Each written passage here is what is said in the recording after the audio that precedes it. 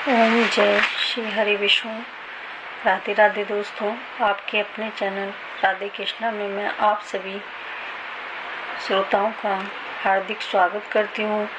परम पिता परमेश्वर की कृपा आप और आपके पूरे परिवार पर सदा सर्वदा बनी रहे। हमारे हिंदू धर्म में एकादशी तिथि का विशेष महत्व होता है। एकादशी का व्रत भगवान विष्णु को समर्पित माना जाता है।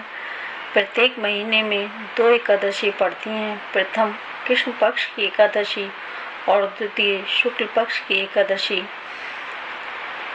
वहीं पर ज्येष्ठ मास के शुक्ल पक्ष में होने वाली एकादशी को निर्जला एकादशी कहते हैं। बिना पानी की एक बूंद पिए जो इस व्रत को रखता है उसे निर्जला एकादशी कहते हैं। ज्येष्ठ मास के शुक्ल पक्ष की एकादशी तिथि को निर्जला एकादशी कहते हैं। इस व्रत में पानी का पीना भी वर्जित होता है। साल 2023 में निर्जला एकादशी 31 मई 2023 दिन बुधवार को है। एकादशी तिथि का प्रारंभ 30 मई 2023 को दोपहर 1:07 पर और एकादशी तिथि की समाप्ति 31 मई 2023 को दोपहर 1:45 पर है। पारण का समय 1 जून को सुबह 5:24 से सुबह 8:10 पर है। पारण तिथि के दिन द्वादशी तिथि के समाप्त होने तक का समय दोपहर 1:39 पर है। साल भर की सभी 24 एकादशियों में निर्जला एकादशी का बहुत ही बड़ा महत्व है। ये सबसे बड़ी एकादशी के नाम से जानी जाती है। बिना पानी की एक बूंद पिए इस व्रत को करना निर्जला एकादशी का व्रत कहते हैं। उपवास के कठोर नियमों के कारण निर्जला एकादशी के व्रत को सब व्रतों में सबसे अधिक कठिन माना जाता है।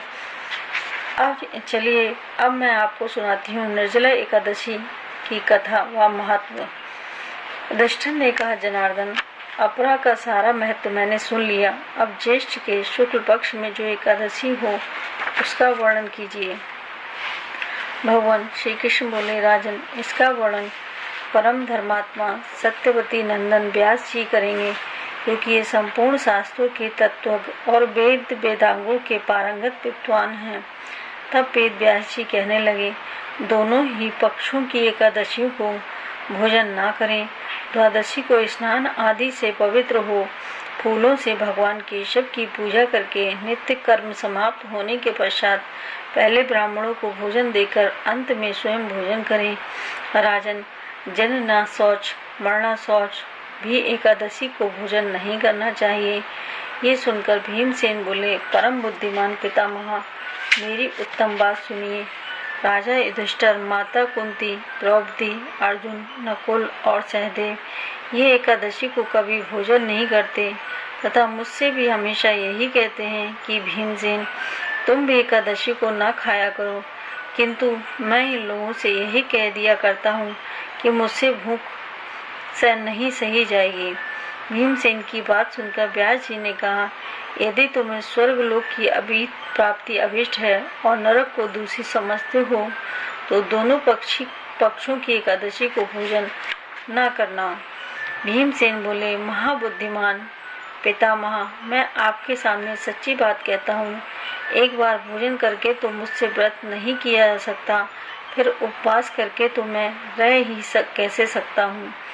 मेरे उदर में ब्रक नामक अग्नि सदा प्रज्वलित रहती है, अतः जब मैं बहुत अधिक खाता हूँ तभी ये शांत होती है। इसलिए महामुनि, मैं वर्ष भर में केवल एक ही उपवास कर सकता हूँ, जिससे स्वर्ग की प्राप्ति सर्व सुलभ हो तथा जिसके करने से मैं कल्याण का भागी हो सकूं।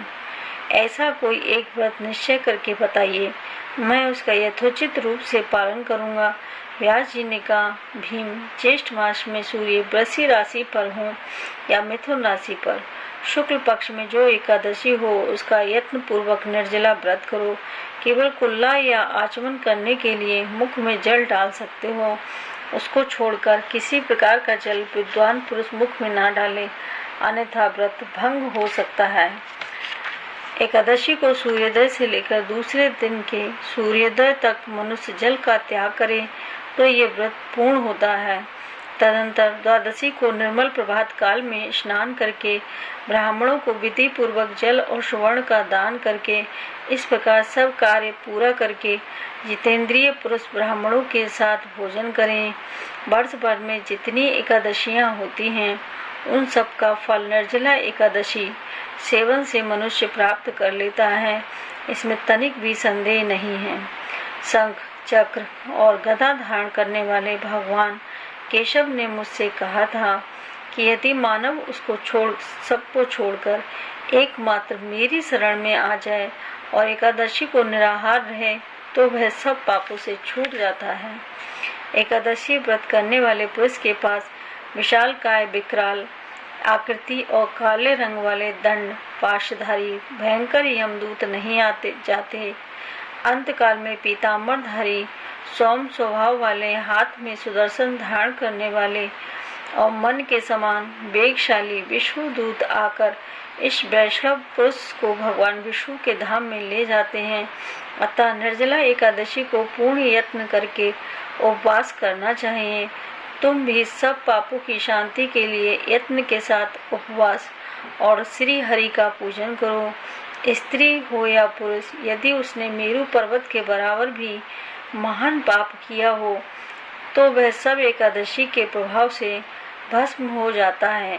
जो मनुष्य उस दिन जल के नियमों का पालन करता है वह पुण्य का भागी होता है। उसे एक एक पहर में कोटि कोटि स्वर्ण मुद्रा दान करने का फल प्राप्त होता सुना गया है। मनुष्य निर्जला एकादशी के दिन स्नान, दान, जप, होम आदि जो कुछ भी करता है वह सब अक्षय होता है। यह भगवान श्री कृष्ण का कथन है। निर्जला एकादशी को विधि पूर्वक उत्तम रीति से उपवास करके मानव वैष्णव पद को प्राप्त कर लेता है। जो मनुष्य एकादशी के दिन अन्न खाता है वह पाप भोजन करता है। इस लोक में वह चांडाल के समान है और मरने पर दुर्गति को प्राप्त होता है। जो ज्येष्ठ के शुक्ल पक्ष में एकादशी को उपवास करके दान देंगे वे परम पद को प्राप्त होंगे। और जिन्होंने एकादशी को उपवास किया है वे ब्रह्म हत्यारे, शराबी, चोर, गुरुद्रोही होने पर भी सब पातकों से मुक्त हो जाते हैं।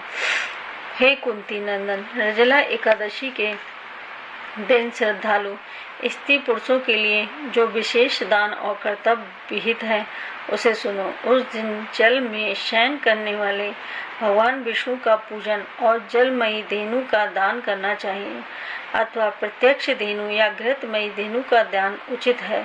पर्याप्त दक्षिणा और भांति भांति के मिष्ठानों द्वारा यत्न पूर्वक ब्राह्मणों को संतुष्ट करना चाहिए। ऐसा करने से ब्राह्मण अवश्य संतुष्ट होते हैं। उनके संतुष्ट होने पर श्री हरि मोक्ष प्रदान करते हैं। जिन्होंने शम, दम और दान में प्रवृत्त हो श्री हरि की पूजा और रात्रि में जागरण करते हुए इस निर्जला एकादशी का व्रत किया है, उन्होंने अपने साथ ही बीती हुई 100 पीढ़ियों को और आने वाली 100 पीढ़ियों को भगवान वासुदेव के परम धाम में पहुंचा दिया है। निर्जला एकादशी के दिन अन्न, वस्त्र, गौ, जल, सैया, सुंदर आसन, कमंडलू तथा छाता दान करना चाहिए।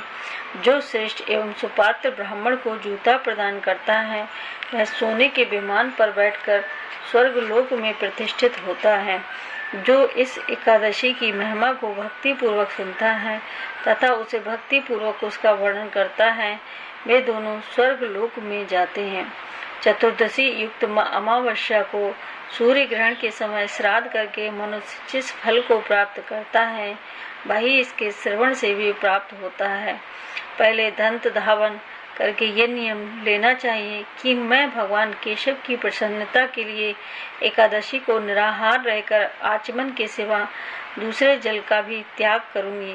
द्वादशी को देवेश्वर भगवान विष्णु का पूजन करना चाहिए। गंध, धूप, पुष्प और सुंदर वस्त्र से विधि पूर्वक पूजन करके जल का घड़ा संकल्प करते हुए निम्न मंत्र का उच्चारण करें। देव देव ऋषि के संसारावतारक उदम्ब कंबु प्रदानेन नय मां परमा गतिम संसार सागर से तारने वाले देव देव ऋषिकेश, इस जल के घड़े का दान करने से आप मुझे परम गति की प्राप्ति कराइए। भीमसेन, ज्येष्ठ मास में शुक्ल पक्ष की जो शुभ एकादशी होती है उसका निर्जला व्रत करना चाहिए तथा उस दिन श्रेष्ठ ब्राह्मणों को शक्कर के साथ जल के घड़े दान करने चाहिए। ऐसा करने से मनुष्य भगवान विष्णु के समीप पहुंचकर आनंद का अनुभव करता है। तत्पश्चात द्वादशी को ब्राह्मण भोजन कराने के बाद स्वयं भोजन करें। जो इस प्रकार पूर्ण रूप से पाप नाशनी एकादशी का व्रत करता है वह सब पापों से मुक्त हो अन्नमय पद को प्राप्त करता है। ये सुनकर भीमसेन भी इस शुभ एकादशी का व्रत आरंभ कर दिया। तब से ये लोक में पांडव द्वादशी के नाम से भी विख्यात हुई। भक्तजनों, अब कथा यहीं पर पूर्ण हुई। जय श्री हरि विष्णु। राधे राधे।